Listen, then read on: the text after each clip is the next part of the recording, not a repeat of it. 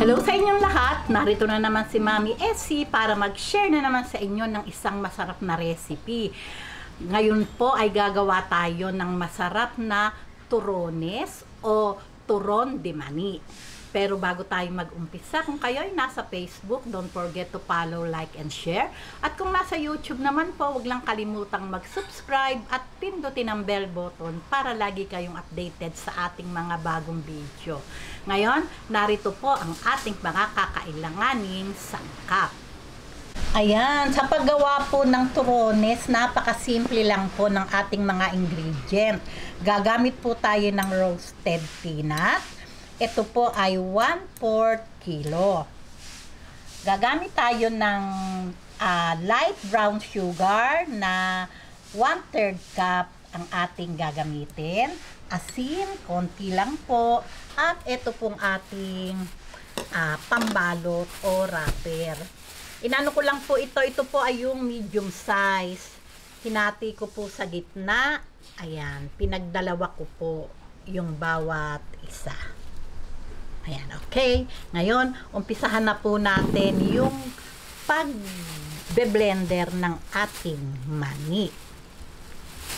Ngayon, gagamit po tayo ng food processor.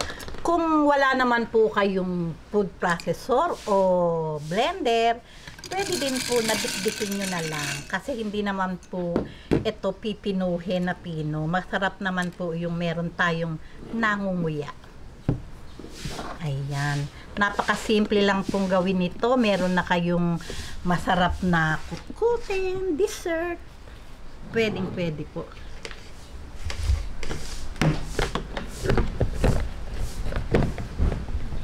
Ayan. Okay, atin na pong ayan. Okay, blender na po natin. Tingnan na po natin. Masarap po kasi to yung hindi pinong-pino. Masarap yung meron tayong nangunguya-nguya. Ayan. Ito, kagandahan po yan. O, diba? Ngayon, heto na po yung ating mani. Lagyan po natin ng konti lang na salt. Ayan. Maglalagay tayo ng 1/3 cup na sugar. Ayan. Mimix lang po nating mabuti. Diba, napakasimple at atin na itong babalutin. Meron na tayong masarap na dessert, kutkutin, merienda. Pwede po ito sa lahat. Ayan. Pagka po ganitong mix na, atin na po, mag-uumpisa na po tayo ng pagbabalot. Ayan, umpisahan na po natin yung pagbabalot. Masarap po ito medyo maliit laang, mapayat para hindi siya nakakaumay. Ayan, maganda po, ganyan lang. Saka ito po talaga ay kutkutin. Pag po kayo napupunta ng bigan, ayan, yan po yung mga pasalubong. O, di po ba?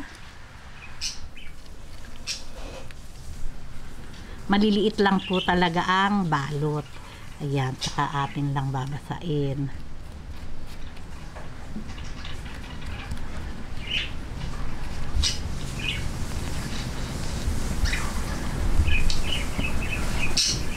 Ayan, maganda po yung ganito lang.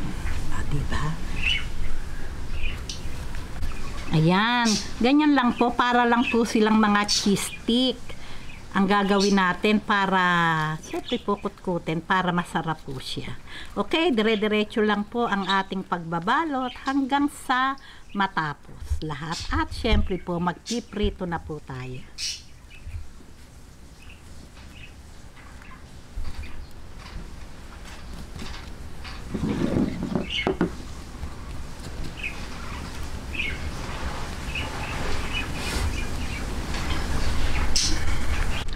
Ayan, ito muna po yung aking binalot at napakarami.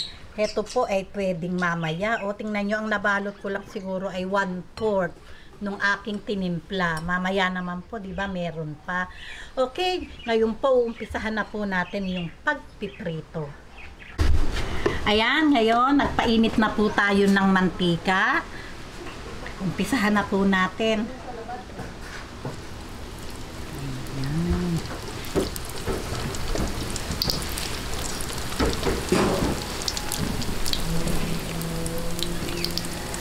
Ayan, napakadali lang pong gawin.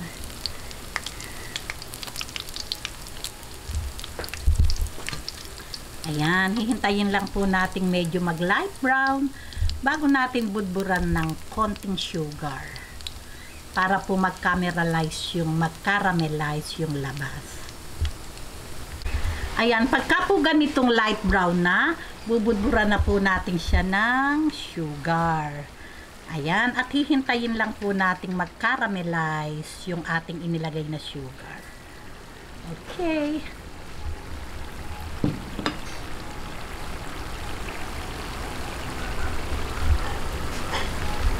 Ayan, pagka po ganitong nagka-caramelize na, yan, hahaluin lang po natin yung ating mga turones para po ma-coat lahat yung ating salang. Ayan, di po ba? Ayan, ganyan lang. Halu-haluin lang po natin. Ayan, okay na po ito. Na-coat na po. O, diba? Napakaganda ng pagkaka-coat nung ating sugar. Ngayon po, hahanguin na po natin.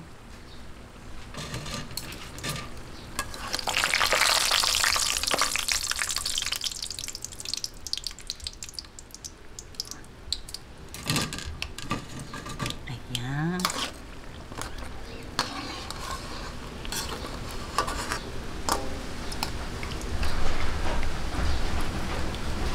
Ayan, tapusin lang po natin itong ating pagpiprito at syempre po, merienda time na po. Ayan, heto na ang talaga namang napakasarap na turones de mani. O di po ba, napaka-easy lang gawin. Meron na kayong masarap na kutkutin, dessert at pwede ding merienda. Gawin nyo na po ito at siguradong magugustuhan ng inyong pamilya.